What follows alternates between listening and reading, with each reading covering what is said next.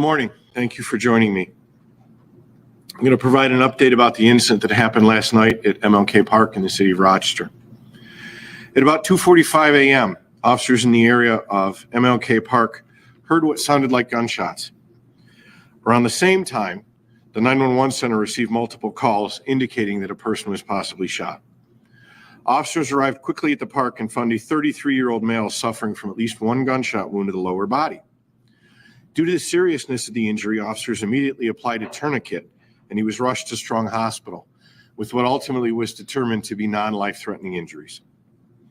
As the investigation unfolded, an additional 5 victims were located and also treated for non-life-threatening injuries. These victims arrived at the hospital by various modes of transportation. One even went home before then going to the hospital.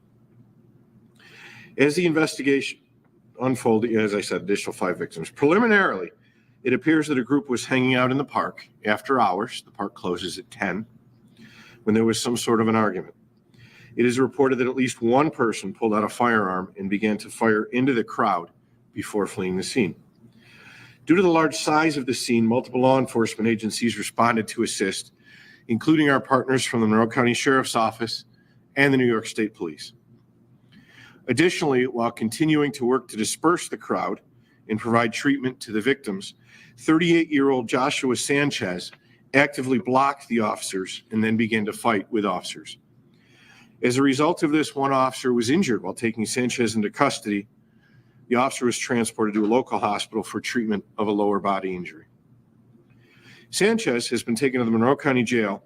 He is charged with assault second, obstructing governmental administration in the second degree, resisting arrest, and harassment in the second degree. He should be arraigned tomorrow morning, I would think. The Criminal Investigations Section Non-Fatal Shooting Unit is continuing to investigate the incident. Anyone with information is encouraged to call 911. The following victims were treated for non-life-threatening gunshot wounds, and I'll go through them. So a 33-year-old male was treated at the scene with a tourniquet by responding officers, taken to Strong with a non-life-threatening lower body injury. Second victim, a 17-year-old male, transported to Strong Hospital from the scene by ambulance with a non-life-threatening lower body injury. Third victim, an 18-year-old male, transported to Strong Hospital from the scene by ambulance with a non-life-threatening lower body injury. 21-year-old male, transported to Strong Hospital by private vehicle with a non-life-threatening lower body injury. A 25-year-old female, transported to Rochester General Hospital by private vehicle with a non-life-threatening lower body injury. A 20-year-old female went to a private residence in Irondequoit before being transported to Strong Hospital with a non-life-threatening bodily injury. It is important to reiterate this incident occurred at 2:45 a.m., well after the park's closing hours. And again, the investigation is in its very early stages. We're seeking help from anyone who might have information. At this time, anyone who has information can call Crime Stoppers or can simply call 911. I'll take any questions. Do we know if the individuals who were the victims who were shot, do we know if they were involved in this fight or if they were innocent bystanders? At this time, it looks like they were all part of the same gathering, and then some sort of fight or altercation occurred amongst all the folks that were gathering together. Does the police department have any idea who pulled out the weapon at the beginning of the fire? Again, too early in the investigation. Details I'm not going to go into.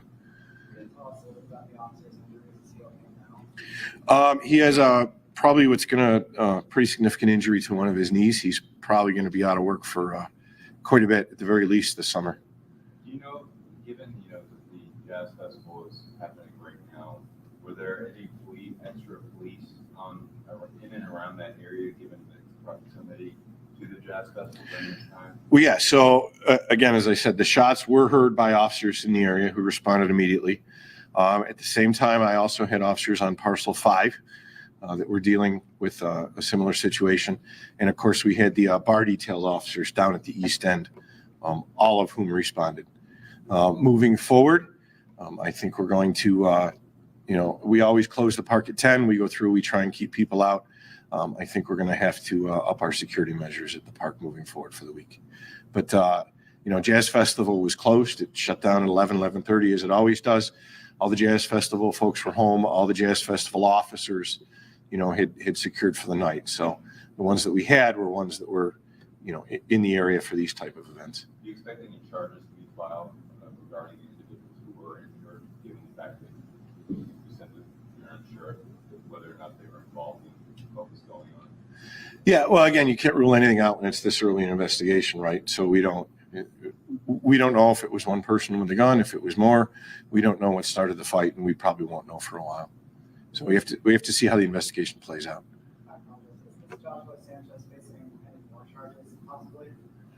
Possibly. Again, too early in the investigation, but he was arrested last night again for assaulting the officer.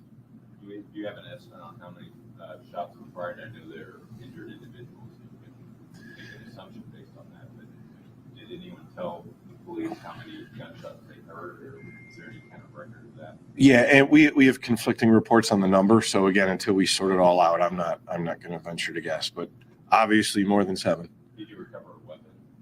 I'm not going to go into it at this point. Too early. Sorry. Yes. Yesterday, I heard on the radio, give me everything you've got, troopers, sheriffs, and more. When I was at the scene as well, I've seen officers exhausted, holding their heads, just emotional at the scene. You want to talk about that a little bit, how stretched officers are dealing with these type of situations?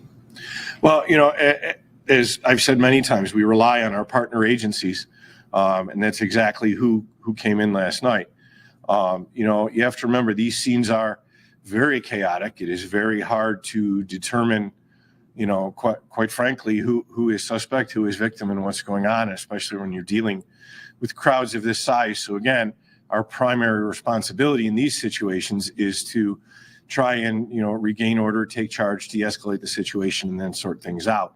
When you have people that are, actively fighting with officers who are trying to render medical attention, obviously it makes it that much harder. So again, kudos to the hardworking men and women of the Rochester Police Department, and thanks to the Sheriff's Office and the State Police. Would you say that there's an increased activity like this downtown you've seen recently? You mentioned that there was a similar situation at Parcel 5 that may have drawn resources away while this was happening. Yeah, no, crime-wise, not at all. This is a park. It's open to the public. It's summertime. People like to gather there, and unfortunately, sometimes things like this happen. But it does close at 10, and that certainly can be enforced. We have similar issues with Parcel 5, and it's a park. So it's summer. People like to go and gather.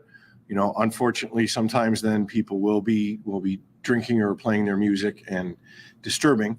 And things can escalate from that. When you're looking at shootings overall and crime overall, I mean, last June, we had 29 shootings last June. Up until last night, we had 6. Hopefully, a few more days left in June, we're still going to come in at the end of June well under 50% of the shootings that we had last year. Is there going to be an increased police presence tonight in that area? Yeah, absolutely. I'll be down there as well with some of my staff. Thanks, sir.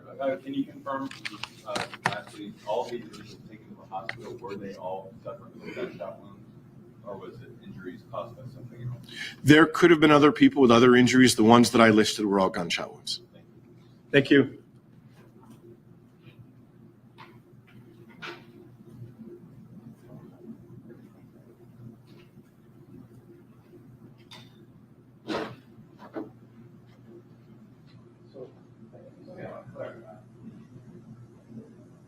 Similar. That was language, though. You said they were dealing with someone. No, you said similar, and then you followed up. So Parcel 5 is just like dispersed crowds. There's no shots.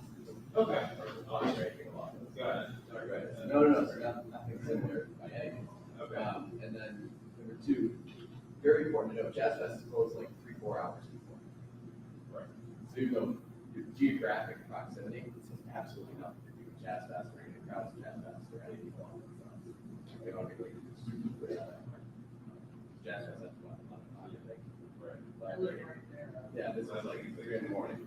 Right. I mean, I was in Jazz Festival, so that's like a great time. Okay. I didn't know that was more. All right, good. You have anything else we were here? Cool. Awesome. Thanks, guys. Thank you very much. Thanks, Jerry.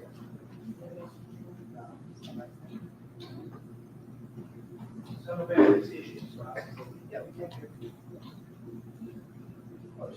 Oh, sorry.